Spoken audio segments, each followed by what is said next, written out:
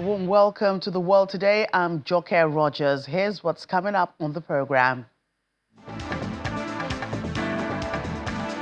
Power cuts in Spain and Portugal caused by rare atmospheric phenomenon related to variations in temperatures. Thousands of African migrants killed in U.S. airstrike on a detention center in Houthi-controlled northwestern Yemen. Plus, Russian President Vladimir Putin announces a temporary ceasefire for the war in Ukraine. Let's begin the world today. Well, dozens of migrants have been reportedly killed in a detention center in Houthi-controlled northwestern Yemen. Local media says that the number for now is 68, while 47 other migrants were injured, most of them critically. It happened when the center in Sada province was bombed. The attack came hours after U.S. Central Command announced that its forces had hit more than 800 targets since U.S. President Donald Trump ordered an intensification of the air campaign against the Houthis on March 15. It said the strikes had killed hundreds of Houthi fighters and numerous Houthi leaders, including senior officials overseeing missile and drone programs. Houthi-run authorities have said the strikes have killed dozens of civilians, but they have reported a few casualties among the group's members.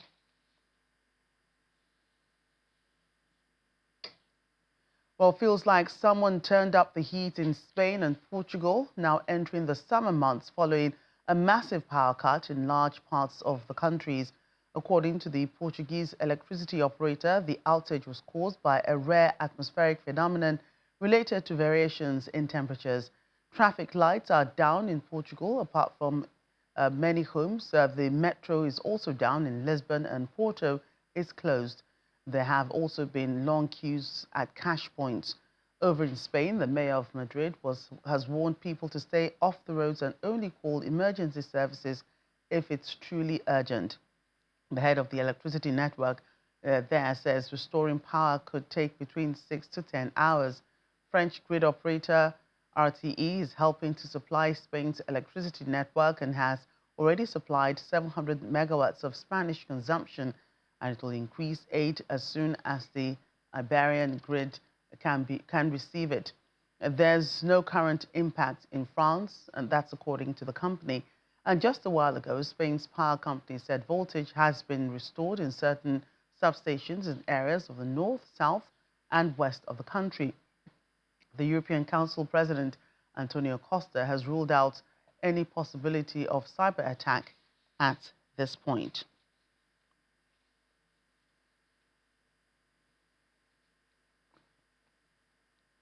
Well, joining us now is African Affairs analyst Aik Chud, who joins us from Abuja to discuss some of these issues, especially the story that we first read about the African migrants killed in U.S. airstrike on Yemen. A pleasure having you again on the program.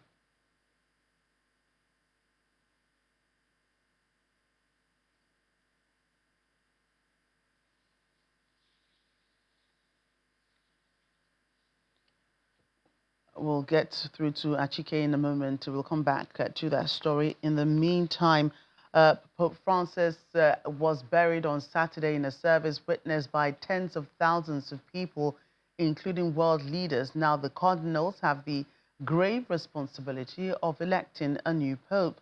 The closed-door meeting is set to begin inside the Sistine Chapel on May 7. It'll involve some 135 cardinals from across the world. There's no time scale as to how long it will take to elect the next pope, but the previous two conclaves held in 2005 and 2013 lasted just 2 days. Vatican spokesperson Matteo Bruni says cardinals will take part in a solemn mass at St. Peter's Basilica, after which those eligible to vote will gather in the Sistine Chapel for a secretive ballot. Once they enter the Sistine Chapel, cardinals must have no communication with the outside world until a new pope is elected. There's only one round of voting on the first afternoon of the conclave, but the cardinals will vote up to 4 times every day afterward. The new pope requires a two-thirds majority, and that can take some time.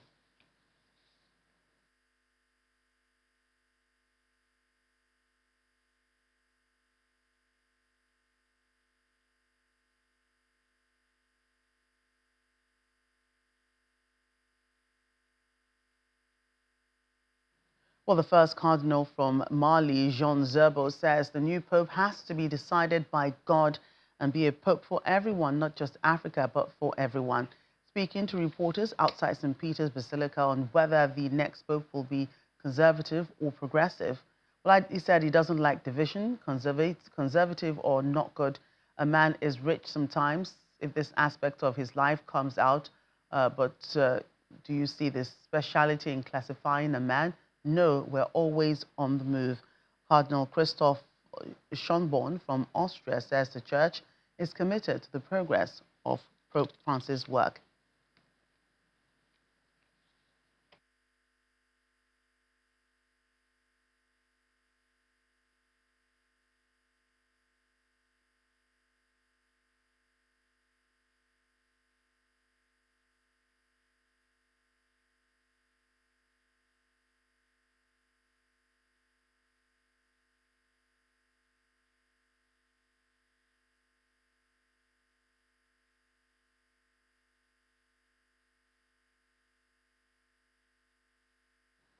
Now let's switch gears to France, where 25 people have been arrested in early morning raids in response to a wave of coordinated attacks on prisons and the homes of prison officers in April.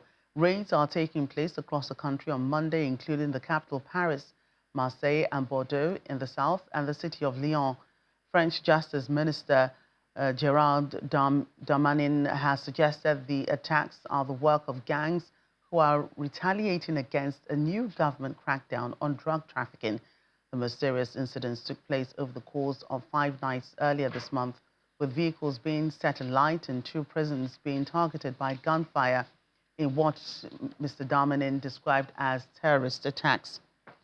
Prisons in Toulon and Marseille, Valence and Nîmes in southern France, and in Villepinte and Nanterre near Paris were also among those targeted. One of the most serious attacks, gunmen opened fire on Toulon's La Fallette prison gate with Kalashnikov on April the 15th.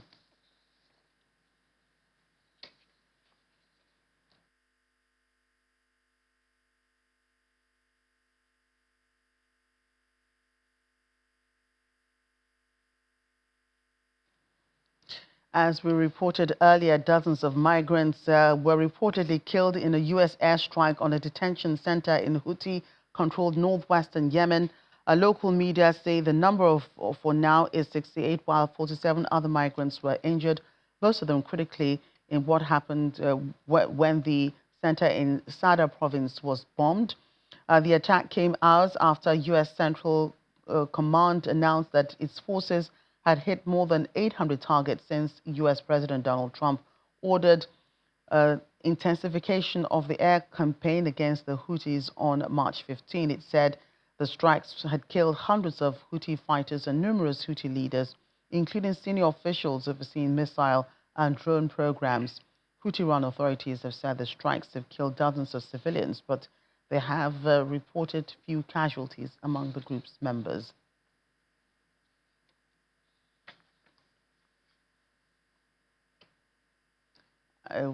We now have Aik Chud, African Affairs analyst, joining us from our Abuja studio. Aik, if you can hear me, thanks for joining us again on the program today. This is not the first time American airstrikes have hit civilians in Yemen. There have been other strikes that have taken civilians' lives with no accountability by the U.S. military. How should we understand what just happened? Well, if it's a very terrible situation, like you said, we've had even a similar situation in 2022, just about 100 meters, from where this a particular unfortunate incident happened. And this time around, it was a strike and led by this Saudi Arabia in their, fight against the rebels in Yemen. And so this is one other strike too many. Like you said, we've had similar strikes in which other innocent civilians have been killed. This is actually, unacceptable. It's war and also of war. There is some that can condemn. But I think there's some of the military use sophisticated, advanced military science, and that we hone in on specific and to ensure that people are killed. The process. This is an honest you people, migrants coming in from Africa who have had the trenches and danger, by the Atlantic Ocean and the Sahara Desert, only to get to Yemen, and then they were put in the tent facilities and me of death in this manner. It is very sad. It is very, very unfortunate. Right. I'm hoping your audio could be a bit better. Let me just ask you this one more question. It's given that those migrants ended up in Yemen as a halfway to another Arab nation. Who takes responsibility for those who died in the attack? Well, it's again, it should be the responsibility of the country that has been involved in this, that has been implicated in this situation. Obviously, the innocent people, the migrants, did not do anything wrong. And then, so this engagement really is taking a toll. We know that in a war situation, that you tend to have collateral damage, but everything must be done to, ensure that it does not happen. And then when it does happen, there must be some, form of, compensation. Really, if you ask me. There are, other international instruments that talk about situations such as the one that has happened. And then, but again, with their African leaders, you have, leaders in Africa whose citizens have been involved in this, this tragedy. You will want to expect that they are going to be speaking. And even if you say that perhaps the reason why they are not doing that is that they are not sure about the identity of these victims, perhaps they are not their citizens directly, then that would be unfortunate because they are not seen as Nigerians or people from Kenya or Cote d'Ivoirians. They are seen as Africans. They are described as Africans. So you would expect that African leaders would weigh in on that, and demand some form of accountability. And even if they are not speaking, then you have the African Union. It is their responsibility because these are African citizens. But for now, I've not seen anywhere where any reaction from any African institution to this tragedy that has happened in Yemen. It's sad, it's unfortunate, but we expect that to happen. Would you consider, this U.S. airstrike a violation of human rights? Yeah, under international law, international humanitarian law, every attempt must be made to ensure that civilians, that innocent people are not are kept away from the range of bombs and missiles. I don't know what particular attention the Americans took in ensuring that this did not happen. So obviously, the killing of innocent civilians, non-combatants, are a violation of international law. Any way you look at it, even though people would try to explain it away as collateral damage. But it's not everything that should be looked at collateral damage.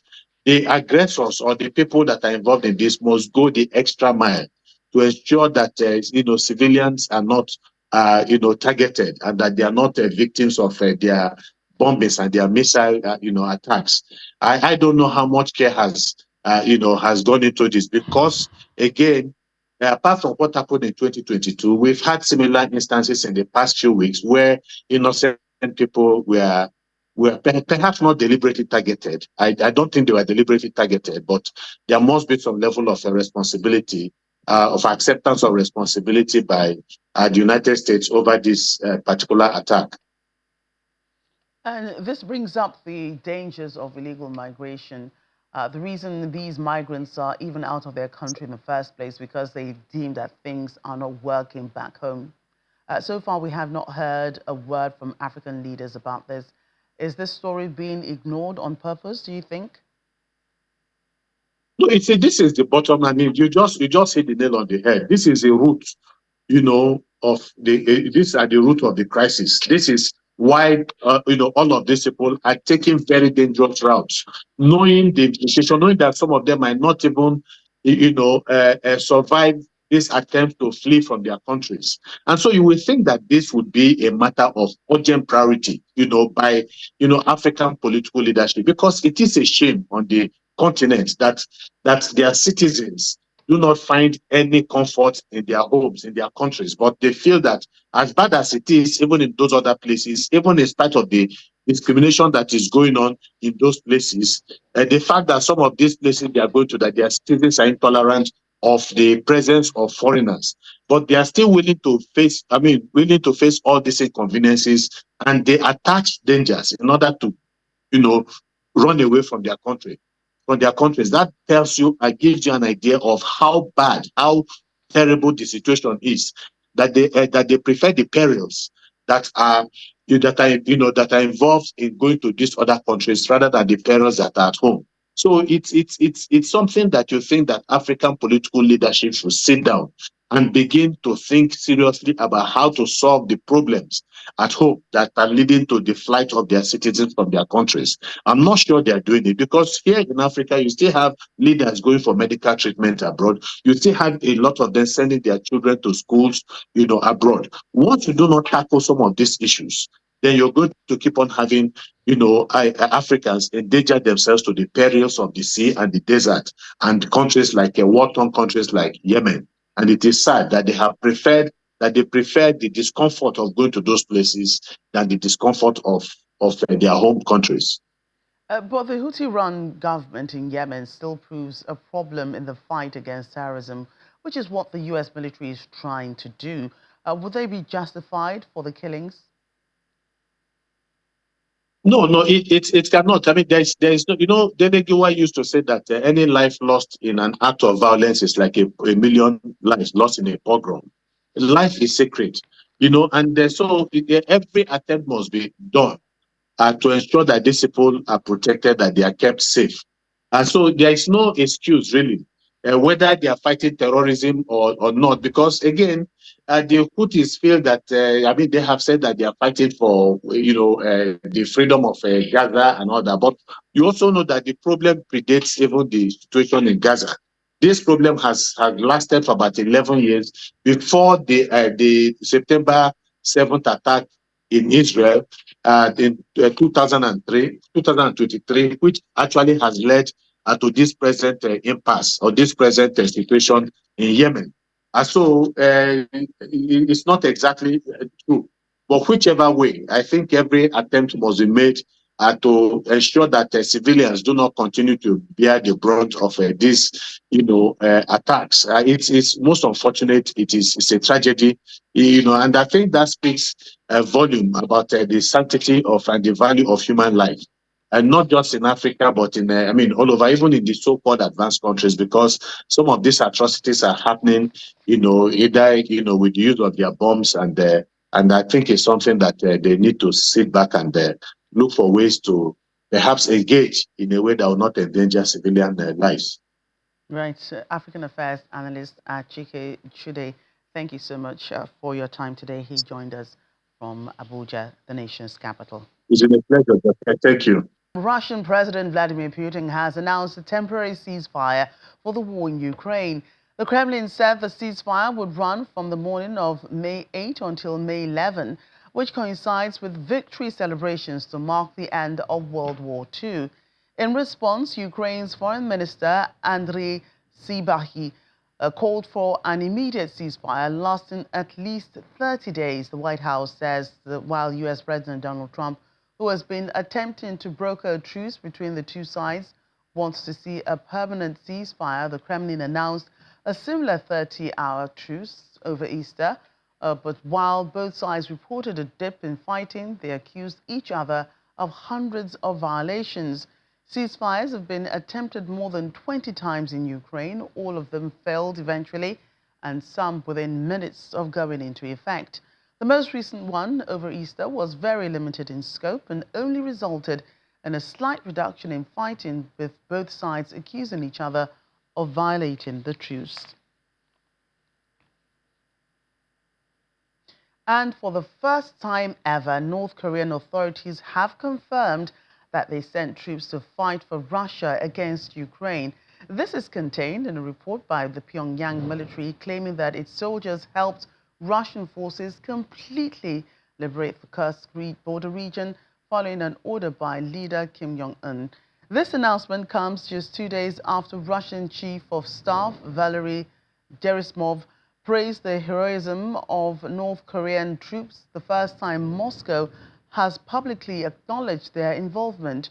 Western officials had earlier told the BBC they believed at least 1,000 of the 11,000 troops sent from North Korea had been killed over 3 months. Well, it's election day in Canada today, and as people head to the polling stations, the current U.S. President Donald Trump's trade tariffs and his ambiguous plans about annexing Canada is at the back of their minds. Mr. Trump's threats over the last few weeks have ignited a wave of patriotism that has swelled support for Liberal Prime Minister Mark Carney, considered a political newcomer who previously led 2 G7 banks. As at yesterday, Mr. Carney's Liberals held a 2.7-point lead over Mr. Poilievre's Conservatives in national support.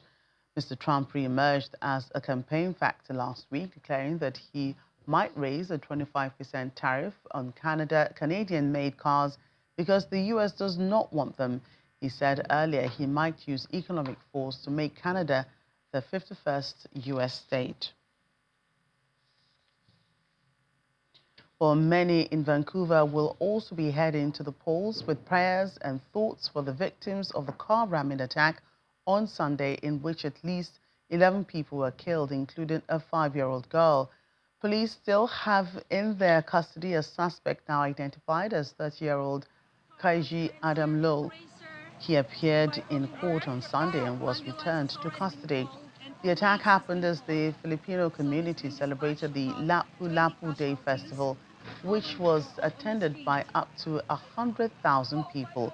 They have described the day as the city's darkest. Police are still withholding the identities of those who were killed.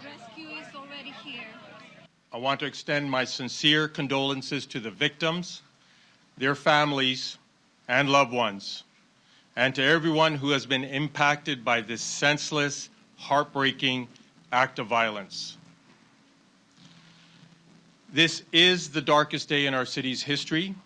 Last night, as thousands of members of Vancouver's Filipino community gathered for an important cultural celebration, the actions of a single person shattered our collective sense of safety. It is impossible to overstate how many lives have been impacted forever by this lone individual. There are many unanswered questions about why this horrific crime happened, the motive of the person who did it, and whether anything could have been done to prevent it. There are many things we still don't know, but we are working hard to get all of the answers. Now to U.S. politics. U.S. President Donald Trump has clocked 100 days in office, and he has brought a lot of changes to the country. In the 3 months since he took the oath of office, the 47th president has deployed his power in a way that compares to few predecessors. In stacks of bound documents signed off with the presidential pen and policy announcements made in all caps on social media, his blizzard of executive actions have reached into every corner of American life. To his supporters, the shock and awe approach has been a tangible demonstration of an all-action president delivering on his promises and enacting long-awaited reforms. But his critics fear he is doing irreparable harm to the country and overstepping his powers, crippling important government functions, and perhaps permanently reshaping the presidency in the process. Well, our correspondent, Maria Bird, is in Washington for us. Maria, oh, wow. Those his supporters and his critics, there's a lot to consider in the U.S. at this present time, I must imagine, as he spends 100 days in office. The U.S. president did promise so much, winning.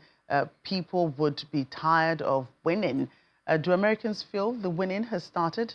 Yes. Well, I think the president has given some very clear indicators as to what he believed winning was going to look like.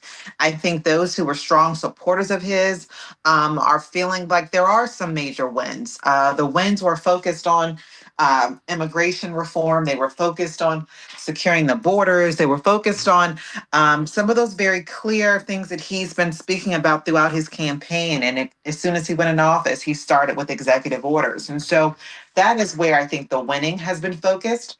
But again, the president has been focused again on some of these very clear administrative cuts as well, which I think is part of where some Americans are a bit concerned, but they're hopeful that the economy will be able to rebound.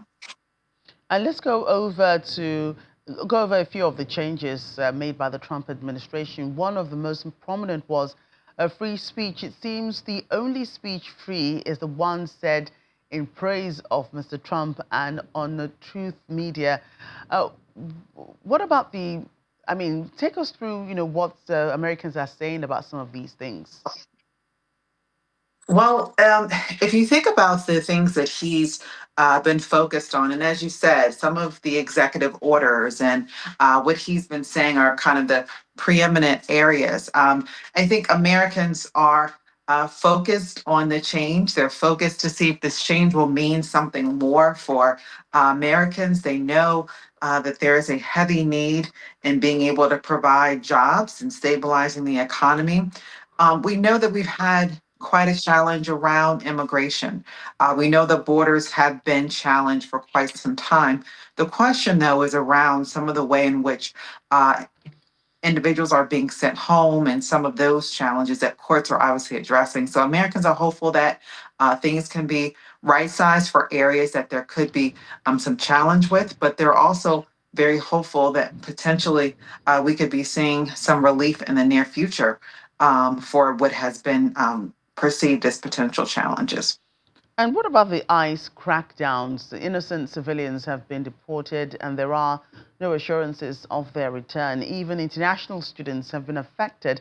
The Homeland Security has cancelled visas and many migrant Americans are not sure of their immigration status. People are afraid to leave the country because they are not sure of being allowed to come back. What do Americans think of what's going on? Americans are a bit concerned about the status, especially as it relates to the immigration status for those individuals, as you said, that are students here in the U.S. Immigration is one of the heartbeats of America.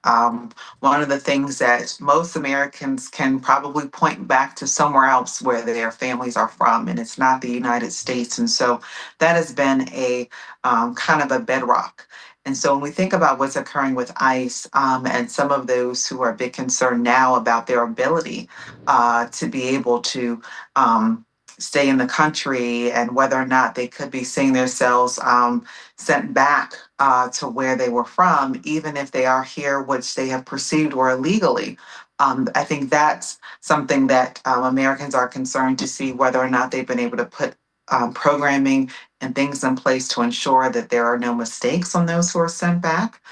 Courts are also addressing this as a whole. And so the president is going to have to take some clear stands. And I think that what he's been trying to do is bring some thoughts around and really some direction there. But this is something that his supporters knew. They wanted when he walked in office. They knew that this is going to be an area of focus for him.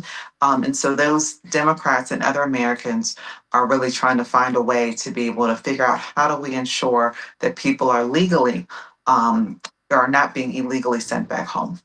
And now, how about the stock market, which took a huge hit following the president's announcement of tariffs? Businesses in the United States are also on shaky ground. What's the latest on the status of the U.S. economy? Well, the U.S. economy has been um, challenged since COVID. We know that many Americans have been suffering economically since the economy took quite a hit during the COVID era. We know that after COVID ended, there were still some challenges. We dealt with heavy inflation, and the Federal Reserve has been trying to stabilize that. There has been some stabilization to the economy, specifically when you look at some of the inflation challenges. And so Chairman Powell has been very clear on that. The president has also been focused in on how he's able to address the economic challenges and stating that one of his campaign challenge or promises was that he would put more money in the pockets of Americans. Now, whether or not the right sizing of what many might consider it, we know that there has been a lot of cutting, and there was a promise to have trillions of dollars cut out of the government.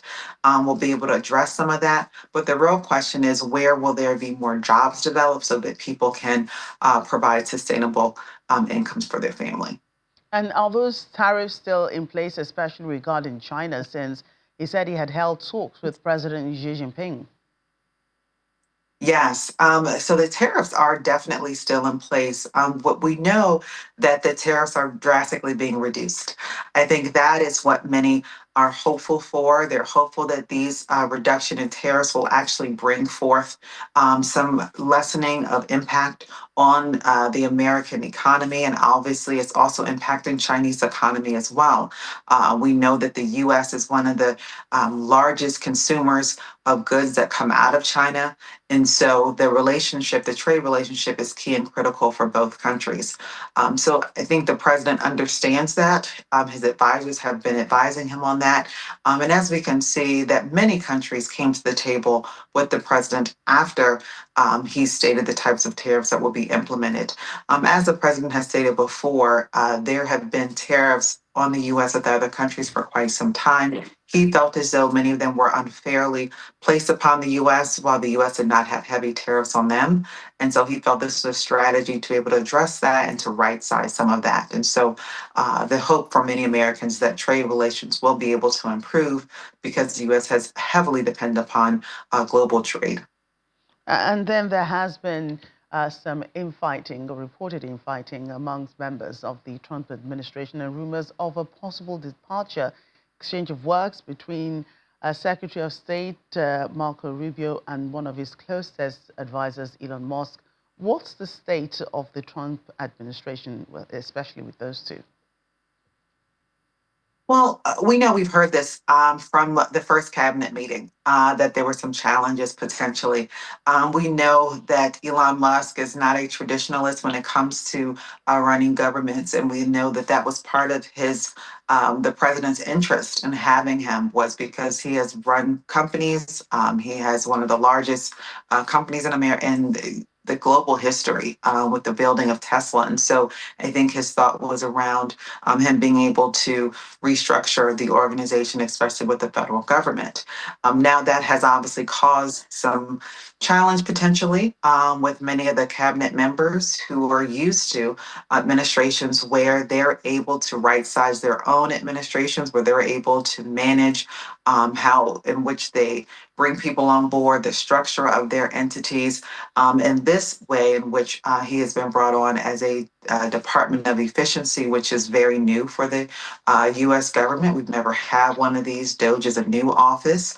And so they're a bit concerned in that area. But the president has been very clear as to what the intentions are. And we know there have been major cuts as a result of this. And it appears as if the cabinet is beginning to find ways to work alongside him. But we also know that it is highly likely that he will be leaving office by the end of May, which was always the intention in some of what was stated early on. And is President Trump still considering a third term? Well, I think that that is what he stated.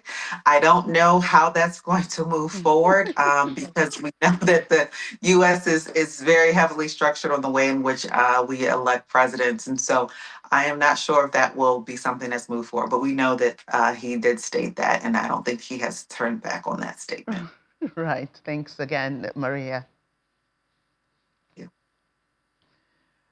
Other news, the United Nations Office for the Coordination of Humanitarian Affairs head office in Gaza, Jonathan Whittle, says the next few days in Gaza will be critical as those that aren't being killed with bombs and bullets are slowly dying under a total and complete blockade. The United Nations Relief and Works Agency for Palestine Refugees allowed journalists to visit its main warehouses, which appeared empty of food aid, including flour. The UN warned that food supplies across Gaza are experiencing a severe decline as malnutrition rates escalate rapidly. The coming days in Gaza are going to be critical. Today, people are not surviving in Gaza. Those that aren't being killed with bombs and bullets are slowly dying. People here are being suffocated. What we see around us is endless suffering under a total and complete blockade, a total closure that's now lasted for almost 2 months, while airstrikes, ground operations are intensifying, and displacement orders that are pushing people out of their homes are increasing. We know that hospitals are overwhelmed, yet the supplies needed to provide treatment are running low. We know that people are hungry and that malnutrition rates are rising, but our warehouses are empty. Our bakeries are closing, and soon our community kitchens will be closed. We know that people are thirsty, but water wells are out of reach. We know that solid waste is piling up in the streets in Gaza, but we don't have the equipment or the landfills that are reachable to be able to move it. We know people are trapped under the rubble after airstrikes, but we don't have the equipment to be able to rescue them or the fuel available to operate the machinery needed. We know that land is shrinking, displacement orders are increasing, fishes are being shot at sea, and that nowhere in Gaza today is safe. We also know that sewage is flowing in the streets, that we don't have all of the supplies needed to repair the networks. Meanwhile, the International Court of Justice has held a hearing on Israel's humanitarian aid blockade. Present were Palestinian activists in court who said they came with mixed feelings. UN and Palestinian representatives at the court accused Israel of breaking international law by refusing to let aid into Gaza on the first day of hearings about Israel's obligations to facilitate aid deliveries. Since March 2, Israel has completely cut off all supplies to the 2.3 million residents of Gaza Strip, and food stockpiles during a ceasefire at the start of the year has all but run out.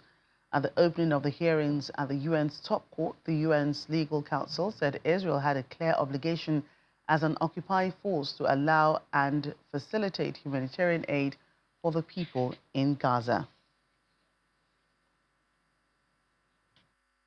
To what UNRWA does for the Palestinians, we're talking about 500,000 students study in UNRWA schools. We are talking about, like, I would say minimum, the 2 million Palestinians of Gaza benefit from the healthcare via UNRWA. So we have a lot at stake when it comes to the social network and the social net for the Palestinians will be affected if UNRWA keeps being suspended. UNRWA is not new to the terrain. It has been there. It has been working on the ground. It has workers everywhere in the occupied territories. And that is an asset that we should build on, not the other way around. When we speak about the international adjudication system, be it, of course, the UN ICJ or the ICC when it issued arrest warrants against the current Prime Minister of Israel and the former Minister of Defense, it was based on this: starvation as a tool of war. And now banning UNRWA from having access to millions in Gaza Strip and in the West Bank means that, again, we are using starvation as a tool of war.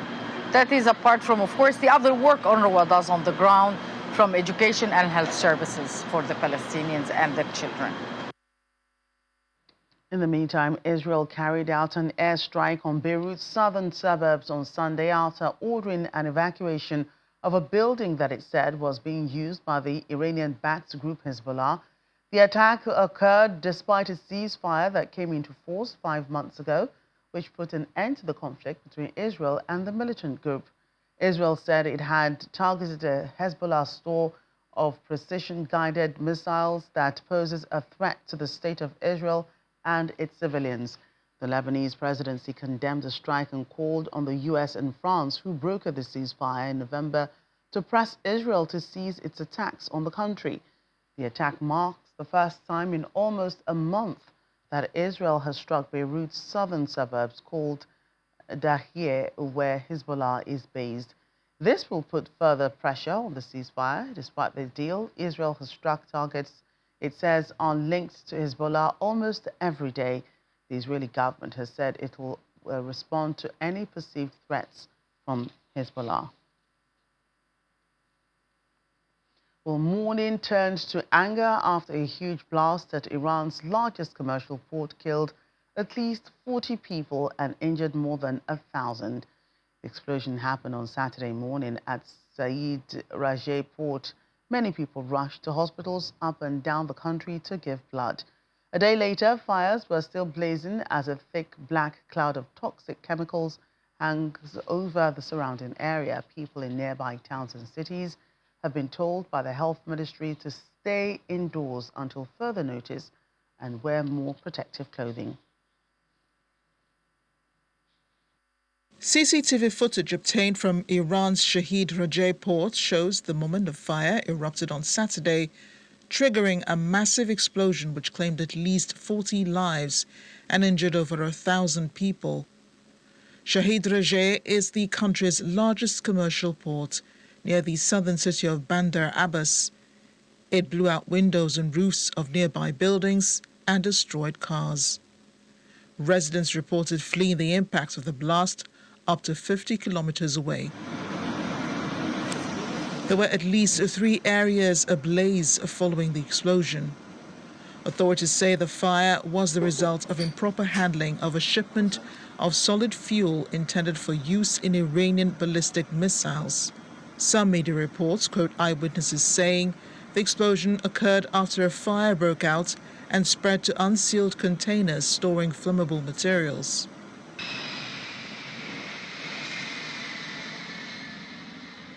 Customs officials later released a statement reported by Iranian state TV saying the explosion had probably resulted from a fire that had broken out in a hazmat and chemical materials storage depot. President Masoud Pezeshkian expressed deep regret and sympathy for the victims. He announced a government investigation and sent the interior minister to the region to lead it. On Sunday, he arrived at the Khatam al-Anbiya Hospital, Bandar Abbas, to visit the victims. Authorities have declared a day of national mourning on Monday, with an additional day of mourning in Hormozgan province. Several countries, including the UAE, Saudi Arabia, Russia and Japan, have extended their condolences to the families who lost their lives and pledged their support to Tehran.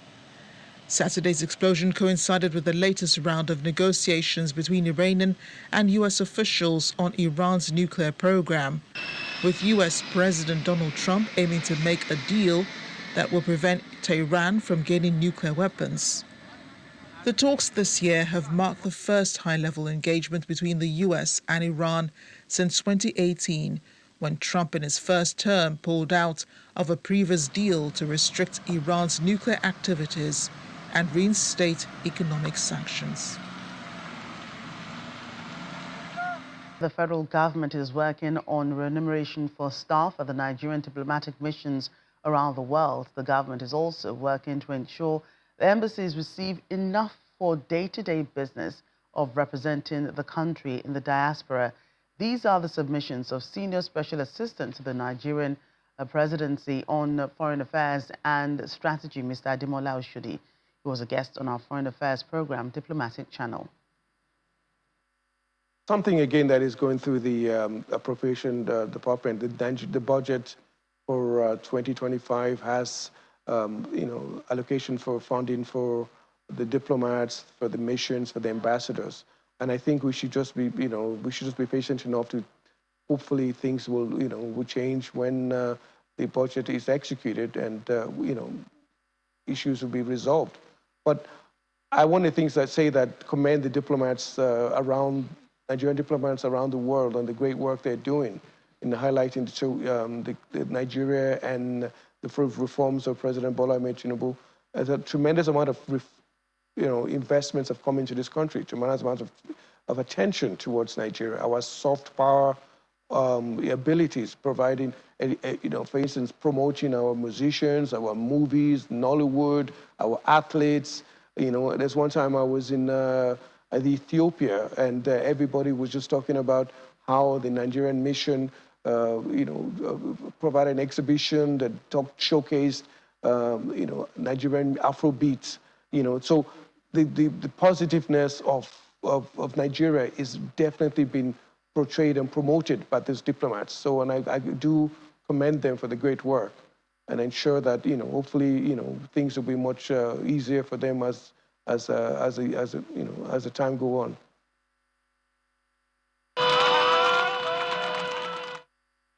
Well, you can watch more of Ademola Oshodi's interview on Diplomatic Channel when it airs later today at 8:30 in the UK on Sky 515 and at 11:30 on DSTV 420.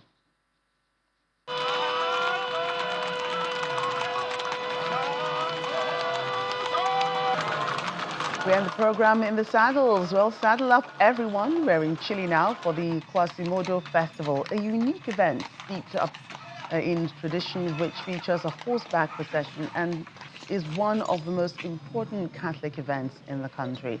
This year's celebration held on Sunday in the city of Colina. The day began in the early hours of the day at the Colina parish, from where more than 1,500 riders known as Quasimodistas accompanied a priest on an extensive route that passed through chapels in various sectors of the city, bringing communion to the sick and the people most in need. The festivities are well known throughout the country, both for their vibrant colors and deep devotion. Residents decorate their homes with handmade altars, awaiting the priest's visit. Meanwhile, the riders dress in their finest traditional outfits to travel through the streets on horseback.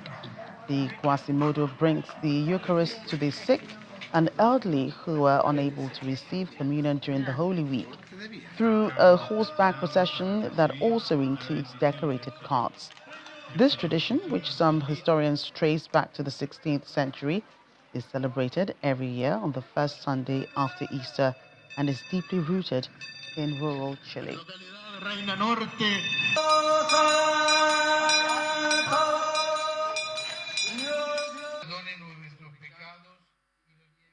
And that's our program today. Thank you for watching. I'm Joke Rogers.